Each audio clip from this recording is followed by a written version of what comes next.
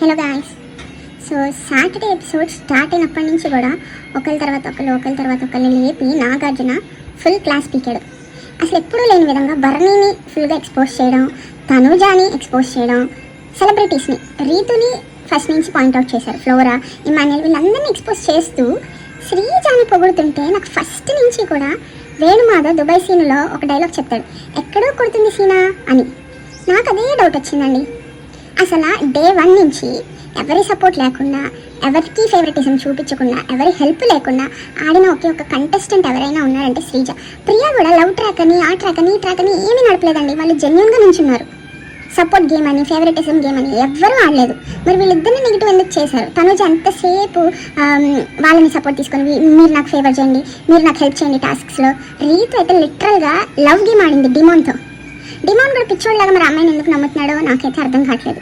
ఇక సంజన అంటారా, సంజన కూడా అప్రిషియేట్ చేయాలి తనని, ఎందుకంటే తను కూడా సోలో గేమరే. ఫ్లోరా అంటారా, ఫ్లోరా అసలు స్టాండే తీసుకోదండి. మరి అలాంటి శ్రీజాని ప్రియాని ఎలిమినేట్ చేయడం ఎంతవరకు కరెక్ట్ అండి? అసలు శ్రీజకైతే ఎలివేషన్ మీద ఎలివేషన్స్.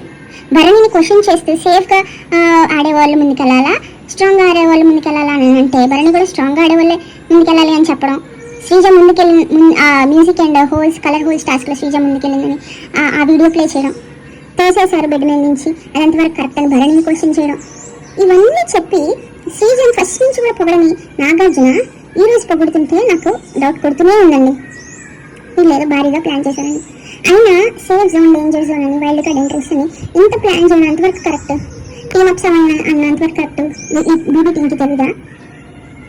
సెలబ్రిటీస్ అందరు టీమప్ అయిపోతారు, కామనర్స్ వాళ్ళు విడిగా మిగిలిపోతారు హెల్ప్లెస్. కానీ ఇది పక్కా ప్రీ ప్లాన్ ఎలిమినేషన్ అండి, ఖచ్చితంగా అది చెప్తా.